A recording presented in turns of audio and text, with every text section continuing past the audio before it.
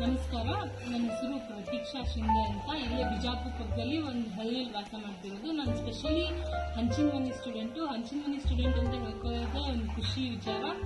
Hanchinamani campus, Hanchinamani teachers ಬಗ್ಗೆ ಹೇಳ್ಬೇಕಂದ್ರೆ campus very good.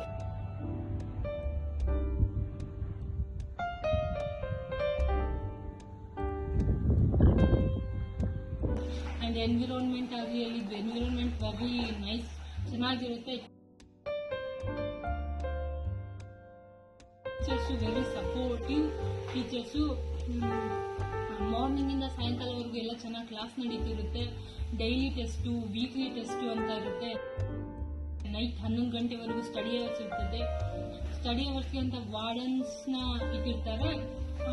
ಯಾವಾಗಲೇ ಹೋಗಿ ಡೌಟ್ ಕೇಳಿದ್ರು ಡೌಟ್ನ ಕ್ಲಿಯರ್ ಮಾಡ್ತಾರೆ ಟೀಚರ್ಸು, ನೋ ಪ್ರಾಬ್ಲಮ್.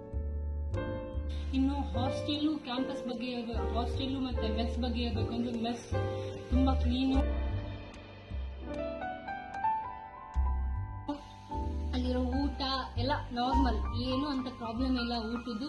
ಹಾಸ್ಟೆಲಲ್ಲಿ ವಾರ್ಡನ್ಸು ತುಂಬ ಹೋಮ್ಲಿ ಆಗಿರ್ತಾರೆ. ಏನೇ ಪ್ರಾಬ್ಲಮ್ ಬಂದು ಅವ್ರ ಹತ್ರ ಹೇಳ್ಕೋಬೋದು. ಏನಾದರೂ ಹುಷಾರಿಲ್ಲ ಅಂದರೆ ಹಾಸ್ಪಿಟಲ್ ಕರ್ಕೊಂಡು ಹೋಗ್ತಾರೆ, ನೋ ಪ್ರಾಬ್ಲಮ್. ಹಾಸ್ಟೆಲ್ದು ಯಾವುದೇ ಥರ ಪ್ರಾಬ್ಲಮ್ ಇರಲ್ಲ. ಹಾಸ್ಟೆಲ್ನ ಡೈಲಿ ಕ್ಲೀನ್ ಮಾಡ್ತಾರೆ. ಇಂಥ 2025 ಕ್ವಶನ್ ಪೇಪರ್ನ ತುಂಬ ಜನ ಎಕ್ಸ್ಪೀರಿಯನ್ಸ್ ಇರೋದು ತುಂಬ ಸ್ಟೂಡೆಂಟ್ಸಿಗೆ ಬರೆದು, ಇಂಥ ಕ್ವಶನ್ ಪೇಪರಲ್ಲೂ we are getting medical seat ಅಂತ ಹೇಳಿದ್ರೆ because of Hanchinamani teachers. Thank you Hanchinamani.